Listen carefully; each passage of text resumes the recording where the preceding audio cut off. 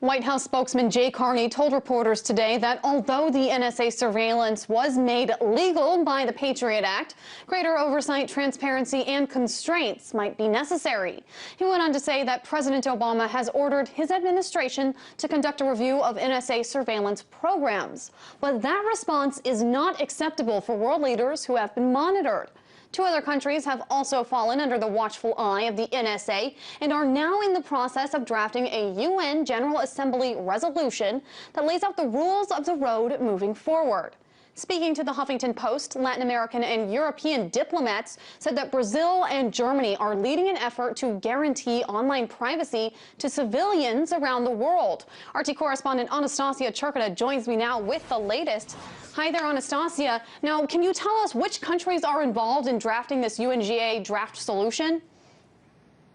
Well, Megan, Germany and Brazil are certainly spearheading this whole operation at the United Nations, understandably so, with these latest revelations around tapping the phone of German Chancellor Angela Merkel, as well as the recent cancellation of the planned trip to Washington of the Brazilian president, who also made a very fiery speech at the United Nations addressed at the United States earlier, a couple of months ago in September, where she basically said that whatever the U.S. is underway basically is a violation of international rights and laws. So basically we have Germany and Brazil, as well as 19 other countries, which include Austria, Hungary, Liechtenstein, Norway, Sweden, Switzerland, Cuba, Argentina, Bolivia, Ecuador, India, Indonesia, South Africa, and several others are basically saying, look, it's now time to put pen to paper and vote on a text to address this issue on an international level. And certainly this does come several months after the whole NSA scandal broke, but these leaders are saying the time is now, and this will be, as it is, the first big international effort to address this particular issue. And Anastasia, let me ask you, why now? It's been months since this scandal broke, so why only now are they considering this type of action?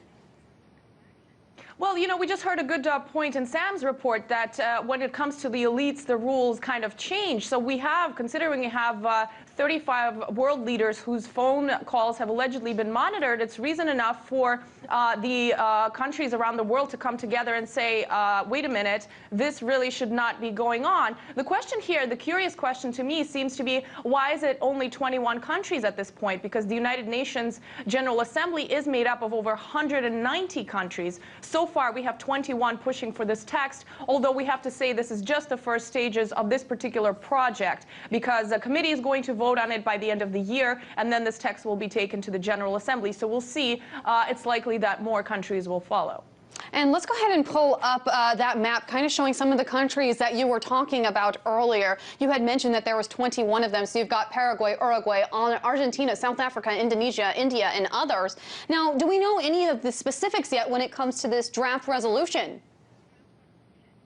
Well, the specifics that we know, I actually have the text here. It's very brief, Megan. It's only 2.5 pages. And we have to say that, interestingly, it does not mention the United States. It basically does not have a direct mention of the U.S. or the NSA. Uses very vague language, I have to say. And really what it does is using the existent major multilateral international treaties on human rights that were, signed and established and taken into account by countries decades ago, such as, for example, the International Covenant on Political and Civil Rights, which is a major human rights document, but it was something that was signed into international law decades ago before the internet existed. So what this document will do is try to include the more realities of the modern world and modern technologies and the use of the internet. And basically what it says is that illegal surveillance of any private communications is a violation and an intrusive act of human rights, and it basically says that this is something that needs to be monitored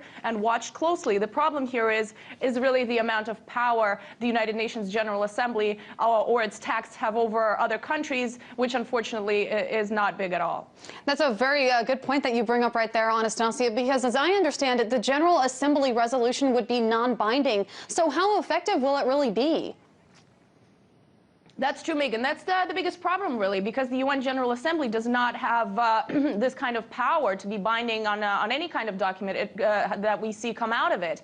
And so, yes, critics of this step are saying, you know, this is pointless because it's not really going to affect the U.S. But it is also a strong message, it seems, because, first of all, like we said, this is the first time many countries in the international community come together to voice their outrage. This is also a big body, and certainly if this is, there could be further steps where this could be taken. If this document is eventually passed at the General Assembly, there could be certain pushes to update the international legislation, for example, that all of these countries are signed up to, and that is something that would certainly have some kind of impact on the U.S. if it chooses to follow its own international treaties. And Anastasia, we have just about 30 seconds left, but do you know what the next step in this process would be? Well, the next step is this committee is going to put this text together, and then they're promising that by the end of the year they will present it to the United Nations General Assembly, and then a vote will take. The curious thing that we'll see is exactly how many countries end up supporting this, what has been dubbed the so-called anti-NSA resolution. RT correspondent Anastasia Churkina bringing us the latest from the UN. Thank you.